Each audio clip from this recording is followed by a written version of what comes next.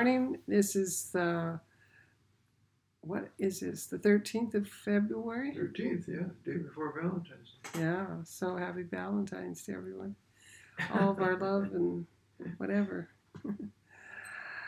Today we continue talking about how God's making this nation out of Israel, the man Israel, Jacob.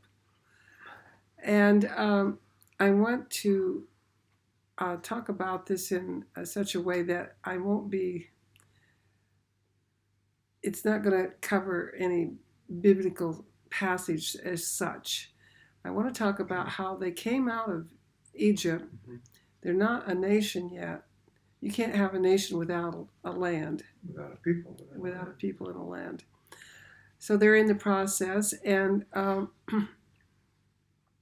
they march out in formation. We find out what the formation is when the tabernacle is made, and he tells who's going to camp where. So what God has is an army. Now I want to talk about this army because the people are afraid of them. You mean, the other people? Other people in the world. And why are they afraid of them? Wow. So I need to give a little bit of history about this. I'd like to know. And we don't get it in the Bible. It's only alluded to in the book of Genesis, I think it might be the last chapter, or towards the end anyway.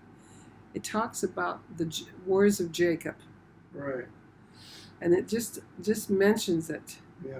However, if you go to the book of Yashar, or Jasher, some people don't pronounce it, it gives all these wars.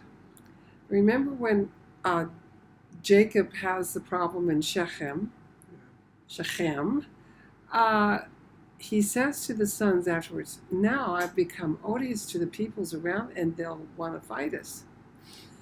Well, in the book of Jasher, before Jacob actually moves on, or he's sort of in the process of moving on, there's these wars with the people around them. Okay. And it turns out that there's 12 sons of Jacob against hundreds. Yeah. In the book of Jasher, it tells about these. And they defeat them all because the boys are still living. So we know they didn't get killed, but it's them. Maybe there's servants with them, I don't know. But we know prominently that the 12 sons of Jacob fight off all these people that are wanting to get rid of them. It sounds like they conquered the land already. Well, to a degree they did, but they don't have enough people to populate it. That's the problem. So they go down to Egypt. Now, in the book of Jasher, Jacob, or the sons of Jacob, come down to get food, Right. but we find that there's quite a conflagration with these sons, with Joseph, who's trying them, and it's a bigger trial than what you get in the Bible. And the people of Egypt find out the strength of these boys, and they're really quite afraid of them. So there's this residual fear in the Egyptian of Jacob. Now, when they have Joseph as the king, or second in command, they've got Israel on their side. But when the king dies off that knows Joseph, and Joseph is no longer there, this fear arises again, because in the meantime, Esau, and you get all this in the book of Jasher, Esau's descendants have come and fought against Israel. They're trying to get rid of them. And they beat them back, a small number against huge armies again. And so in a sense, they were on Egypt's side. But Egypt says, if these people get numerous and they turn against us, we don't stand a chance. So there's already a fear of Israel in the world. So now they're out in the desert and they're forming up, and the nations around about have heard what they did to Egypt. And so there's a fear in the world, oh dear, what are we going to do? And the thing is, if you read the book of Yashar and all the wars that other peoples had with each other, like a king from Africa comes up and fights against Esau, and people from the east come and they fight against Esau, and these peoples had huge armies. They outnumbered anything that Israel had. Israel's 3 million looked like peanuts compared to the armies these people could gather together. But in spite of that, they're still afraid of Israel because 12 men defeated all the people around them. And this small little group over in Goshen defeated these big armies that were coming against Egypt. So when we don't know how much truth is in Yashar, Yashar means straight. In other words, we're giving you the truth. However, the Jews say, well, it's not a very, what they say is on the market now is not really a good rendition, but we don't know that either, because as I listen to what they call their midrash are stories that have been built up around the Bible. Right. And a lot of them sound just like they're right out of Jasher. so I take it with a grain of salt. I take their stories with a grain of salt, and you take the other. But most stories from traditional people have some kind of nugget of truth in them that created the story to begin with. And so I'm just saying that this book has a way of revealing a little bit why the people were fearing Israel as they're coming towards them. Right.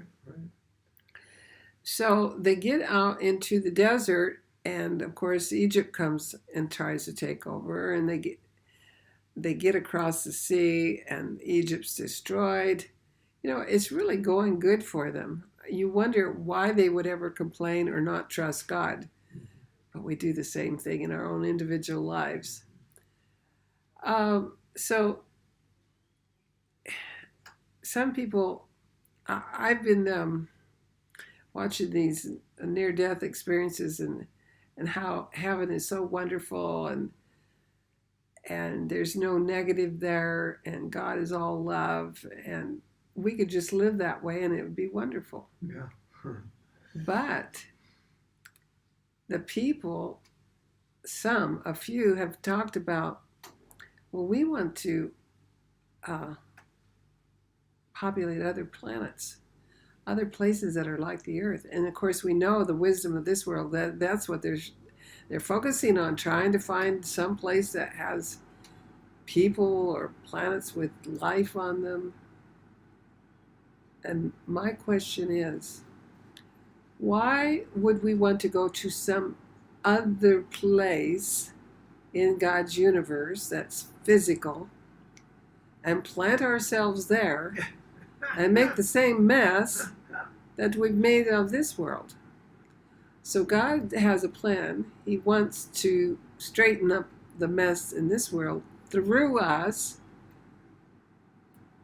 And if we get the mechanics of how to work with God and set up a wonderful earth, then we are in preparation and in position to do the same in on another planet.